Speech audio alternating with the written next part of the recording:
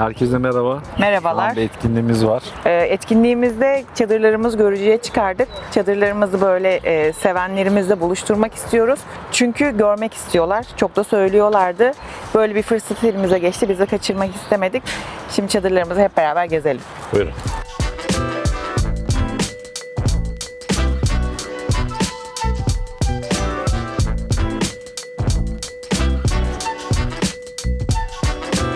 Önce bu çadırdan başlayalım. Evet. Burada çadırlarımızın hepsinin künyesi var. Yani buraya geldiğinde insanlar şeyleri görebilecek. Çadır kaç kişilik, hangi çadırlar şu an teşhirde, özellikleri neler. Özellikleri her şey burada Evet. yazıyor. İsmi Barkod de okutarak da ürüne gidebiliyorlar sitemizde. Bu totem bizim Atik ailesinin simgelerinden biri olduğu için böyle yap. Ya babamız bunu yaptı. Evet. Bir haftadır buna uğraşıyor. Soba kurmadık buna ama. Bu çadırımız normalde 2 odalı Olinos model. Bu kısmı yok gibi düşünelim. Bu kısmı sonradan şu fermuar aracılığıyla birleştirebiliyoruz. 2 tane aile olabiliyor burada. Buraya 2 tane yatak, ya bir tane yatak buraya, bir tane yatak oraya konulabiliyor. Burası ama biz ortak buraya alan. oturma odası gibi tasarladık. Şimdi birazdan buraya bir sobamız gelecek. Soba yakmayacağız da ama soba bize özdeşleştiği için yani çadırlarımızla o görseli de vermek istiyoruz. Geniş, ferah bir çadır. Koton kumaş, nefes alabilen bir kumaştır. Kesinlikle terleme yapmaz. O yüzden biz en sevdiğimiz çadırlardandır. Yani özellikle bu setup'ı çok seviyoruz. Ve 4 odalı çadırımız. Şimdi dedim ya en çok bunu seviyorum. Ya aslında en çok bunu seviyorum. Ya bunu da çok seviyorum. Hepsini güzel canım, hepsini seviyoruz. Bu bildiğiniz, ya buna çadır demek bence haksızlık olur. Bu bildiğiniz ev. Ben her zaman şunu söylüyorum. Türkiye deprem bölgesi. Bu çadırı almak zorunda değil insanlar. Ama bagajlarında böyle durumlarda konaklayabilmek için muhakkak bir çadır. Hatta bir de enerji kaynağı Enerji bulundursunlar. kaynağı var. Buna girelim. Şimdi evimize girelim. Bu bildiğiniz, ya bence piyasadaki en devasa çadırlardan birisi, bunu rahatlıkla söyleyebilirim. Evet. Çünkü çok çadır kullandım. Bundan daha büyüğünü görmedim. Burayı salon olarak düşünmüşler. Yani düşünülmüş. Burada görülen tüm sineklikli pencereler çıkıp hepsi tamamen şeffaf olabiliyor ve bütün 360 derece manzara çadırın içinden seyredilebiliyor. Burayı mutfak olarak tasarlamışlar ama mutfak illa mutfak olmak zorunda değil. Buralar kapatıldığı zaman oda da olabilir. Burası çocuk odası olarak düşünülmüş. Bol odalı. Bol odalı. Buraları kapatıp hepsi birer küçük çadır haline gelebiliyor. Burası da ebeveyn odası. Yani biz öyle tasarladık. Böyle güzel, tatlı bir ev oldu. Ya bunda gerçekten yaşanır. Aylarca, hatta senelerce yaşanır. Çadırın dışında dış koruması var. Onu da sererek Yani çadırın ömrü uzatılabilir. Çatısı, ekstra bir tentesi var. Evet, ekstra bir Yağmurdan, tentesi kardan, var. güneşten korumak istiyorsan. Evet. Güzel, ferah, kullanışlı bir çadır. Yine koton kumaş, nefes alabilen bir kumaş. En sevdiğimiz çadırlardan birisi de bu. Sen bir şey söylemek ister misin bu çadırla ilgili? Hepsini seviyorum. Sadece buna biraz ağır diyeceksin. Şimdi bu taraf Glampaut marka çadırlar. Yani bizim seçtiğimiz, beğendiğimiz çadırlar. Bunun da künyesi var. Biraz önce bahsettiğim koton kumaş bizim çadırlarda da var. Nefes alabilen kumaş. Bu iki çadır birebir aynı, sadece renk farkı var.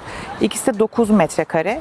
Ya bu aslında tam 4 kişilik bir ailenin ideal konaklayabileceği büyüklükte ve hafiflikte bir çadır. Minimal. Evet. Yani bu kadar büyük, bunu taşıyabilmek için aracın da büyük olması Aracın gerekiyor da ama büyük olması bunu lazım. normal binek araçla bile Biraz güç taşıyabilirler. olması gerekiyor. Adam olması lazım. Yani tek yapamıyorum diyorsanız. Evet. O amaçlı ama bunlar çok Bu rengi itibariyle biraz daha böyle bayanların seveceğini düşündüğüm, çünkü ben çok seviyorum, bir çadır.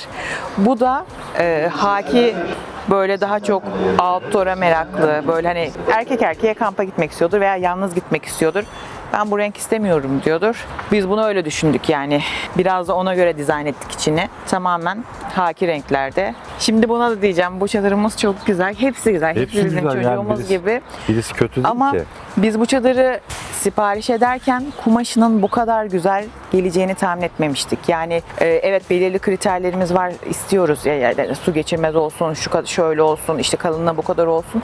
Ama bir geldi, açtığımızda bunun kumaşına, rengine hayran kaldık. İçi de çok kullanışlı, geniş, ferah bir çadır. İçine de girelim mi? Bunun içine girelim. Çünkü 2 tane odası var.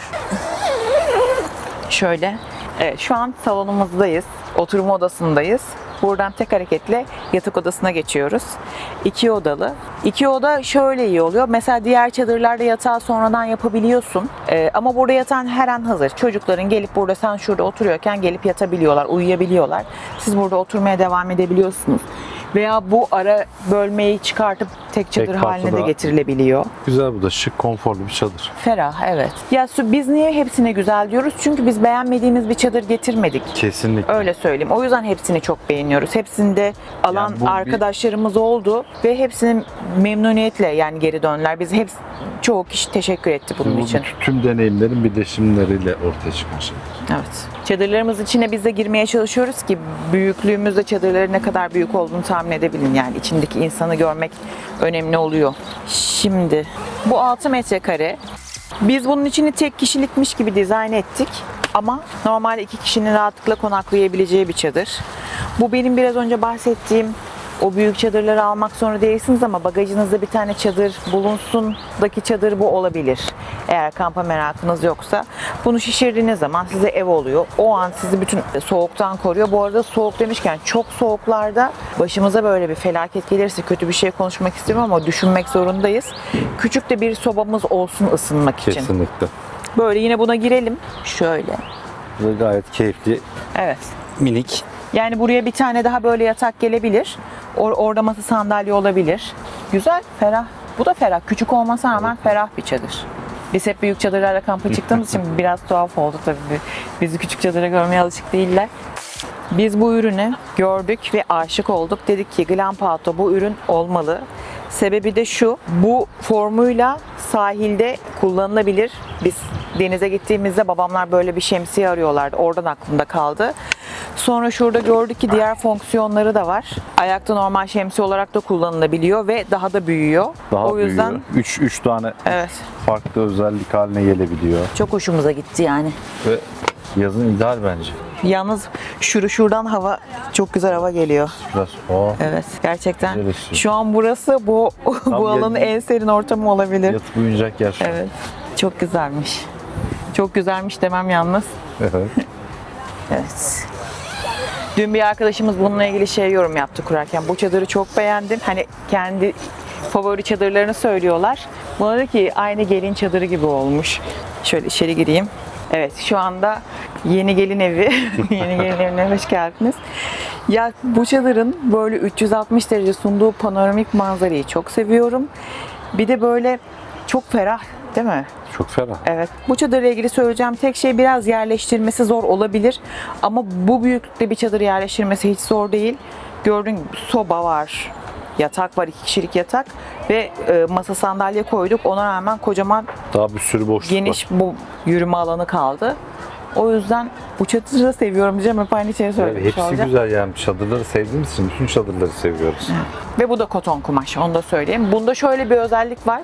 Bunun 4 tane şeffaf penceresi var. Bunlar aynı şeffaf pencereleri üzerine takılıyken üzerlerine kapamak için şunlardan geliyor. Tekrar Yani hani düşünülebilir. Toplu bir kamp ortamına gittiğinde mahremiyet sağlamak istiyorsan bütün hepsi kapanabiliyor. Yani böyle açık kalmıyor tabii ki. O yüzden ekstra özellikleri de var. mahremiyet kazandırıyor. Evet.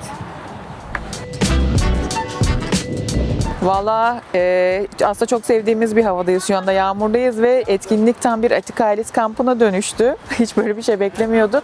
Bir taraftan da iyi oldu. Çadırlarımızı test etmiş olduk. Bu çadırımız su aldı geldiğimizde çok berbat bir durumdaydı. Instagram'da hikayeden paylaştım. Bunu acilen indirdik. Acilen siteden kaldırıyoruz. Birkaç çadırımız, ya birkaç değil hatta sadece bir çadırımızda da yağmurluğunu geçirmediğimiz için halı ıslanmış. Bunu da bu şekilde şu anda burada sergileyemeyiz. Bu çadırımız için özel olarak bunun için söylüyorum. Bu çadırımızın yağmurluğuyla birlikte, çünkü çadırın içinden yağmurluk çıkıyor. Yağmurluğuyla birlikte test edeceğiz.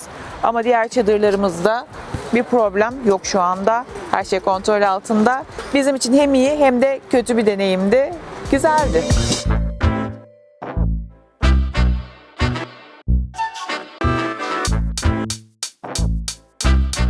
Herkese merhaba. Merhabalar. Doğa gene yapacağını yaptı.